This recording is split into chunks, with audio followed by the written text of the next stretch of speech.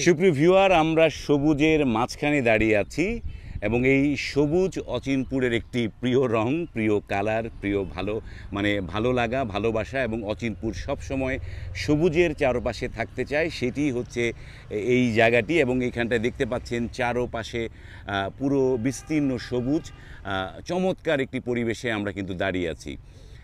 তো খোকন ভাই, আপনার কাছে কেমন লাগছে এই পরিবেশটা?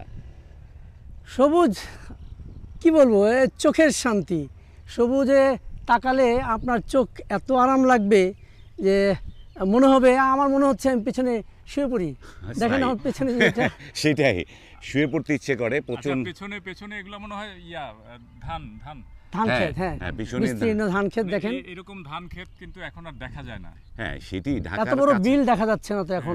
ঢাকার কাছাকাছি এত চমৎকার একটা জায়গা। এই যে ফসলি জমিগুলা বিভিন্ন ভাবে এগুলা দখল হয়ে যাচ্ছে, সেই কারণে আমরা যে সবুজের কাঙাল, এই কাঙালটা কতদিন আমাদের ভিতরে জাগ্রত থাকবে, এটা একটা প্রশ্ন। এইটা আমাদেরকে জাগ্রত রাখতে হবে এবং আমরা অচিনপুরের টিম, আমরা কিন্তু এর পক্ষে দাঁড়িয়েছি যে আমাদের সবুজ, আমাদের গ্রাম, আমাদের ক্ষেত, আমাদের বিল, এগুলোকে ধ্বংস করা চলবে না। যতটুকু অবশিষ্ট আছে সেটিকে সর্বোচ্চ শক্তি দিয়ে আমাদেরকে রুখে দাঁড়াতে হবে।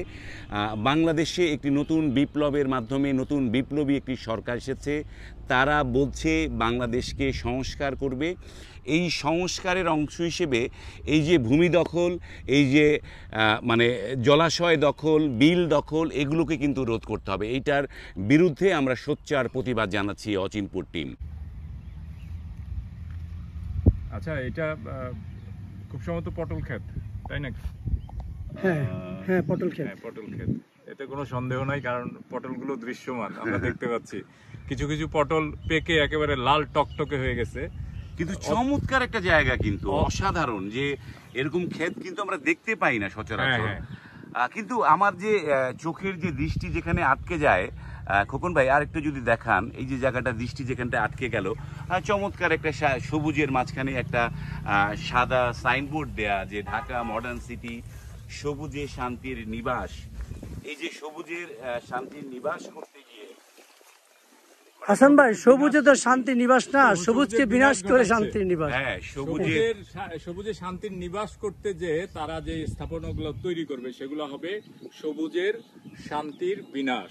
হ্যাঁ, বিনাশ। এই যে ধান ক্ষেত, এখানে যখন সিটি করবে এই ধান ক্ষেত থাকবে না, এই সবুজ থাকবে না। তার মানে এই যে একের পর এক ঢাকার আশেপাশে যত গ্রামগঞ্জ ছিল, সেগুলোকে বিভিন্ন ভূমিদস্যুরা যে একের পর এক দখল করে সিটি তৈরি করছে, তার বিরুদ্ধে আমাদের রুখে দাঁড়াতে হবে। অবশ্যই হাসান, আমি আরেকটু বলি এই সাইনবোর্ড সম্পর্কে, যে এখানে ঢাকা মডার্ন সিটি, সবুজে শান্তির নিবাস যে লিখেছে, এটা তো এক ধরনের প্রতারণা। কারণ যখন এই সিটি তৈরি হবে, এখানে বিন্দুমাত্র সবুজ থাকবে না, অবশিষ্ট থাকবে না, সব ধ্বংস করে এই জায়গা মাটি ভরাট করে ধান ক্ষেত, পটল ক্ষেত, যা যা দেখতে পাচ্ছি সবগুলা বিনষ্ট করে তারপরে এখানে সিটি তৈরি হবে। সো আমি এবং আমরা অচিনপুরের পক্ষ থেকে অবশ্যই এর তীব্র প্রতিবাদ ও নিন্দা জানাচ্ছি। আমরা এও কামনা করব যে এই বিষয়গুলো সংশ্লিষ্ট কর্তৃপক্ষের নজরে যাতে আসে এবং দ্রুত এই সমস্ত প্রতারণার থেকে, করাল গ্রাস থেকে আমাদেরকে মুক্ত করে।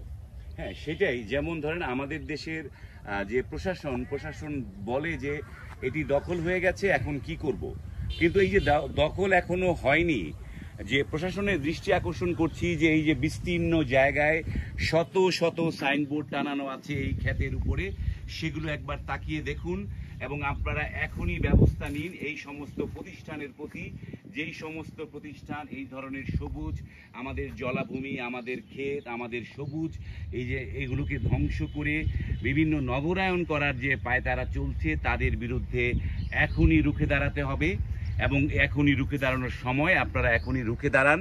এখনো পর্যন্ত তারা কোনো কিছু করতে পারে নাই, সেখানটায় আপনারা রুখে দাঁড়ান। এই যে কারা ভূমিদস্যু, তার কিন্তু সাইনবোর্ড তারা নিজেরাই দিয়ে গেছে। আপনারা ধরতে পারবেন না কেন, খুঁজে পাবেন না কেন? এই যে ঢাকা মডার্ন সিটি, তো তাদের সাইনবোর্ড এখানে দেয়া, তাদের তো আপনি অনায়াসে খুঁজে বের করতে পারেন।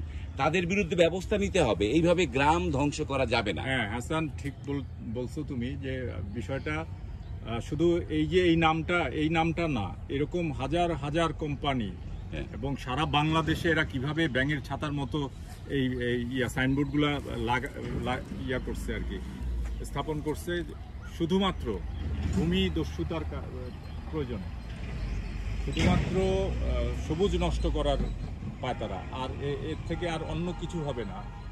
না, আমরা যখন একটা জিনিস যখন ভূমি যখন দখল হয়ে যায়, দখল হয়ে যাওয়ার পরে ভূমিদস্যুদেরকে আমরা কিছু কিছু প্রতিষ্ঠানের বিরুদ্ধে বিভিন্ন রকমের এখন এই মানে বিপ্লবী সরকার আসার পরে আওয়াজ উঠছে যে বসুন্ধরা এই জায়গাগুলো দখল করেছে, এই জায়গা অন্যায়ভাবে দখল করেছে, এইভাবে দখল করেছে, যমুনা গ্রুপ এটা দখল করেছে। তাদেরকে বলছি, কিন্তু যারা এখনো দখল করতে পারেনি সেই জায়গাটা আগে স্টেপ দেওয়া দরকার। আগে আমাদের ভূমিকে বাঁচাতে হবে এবং তাদের প্রতি আগে এই জায়গাগুলো সরকারের একটা প্রজ্ঞাপন থাকা উচিত যে এক্ষুনি যে ধান ক্ষেত, জলাভূমি, এগুলোতে কোনো রকম সিটি নগরায়ন করা চলবে না। হ্যাঁ, সুপ্রিয় ভিউয়ার, আমরা আমাদের অচিনপুরের মাধ্যমে প্রত্যাশা করছি, সংশ্লিষ্ট যারা আছেন তাদের কাছে আশা করছি যে আমাদের এই সবুজ যাতে বেঁচে থাকে, এই গ্রামকে নষ্ট করে শহরায়ন করার যে পায়তারা চলছে এটা যাতে না হয়, এটাকে বন্ধ করতে হবে, আমরা এই প্রত্যাশা করছি। সুপ্রিয় ভিউয়ার, এই প্রত্যাশা করে আপনাদের সকলের সহযোগিতা চাচ্ছি। সকল সমাজের সকল স্তরের মানুষ যেন এই আন্দোলনটি আমরা করি যে আমাদের ভূমিকে নগরায়নের জন্য আমাদের শস্য ক্ষেতকে আমরা যেন ধ্বংস না করি।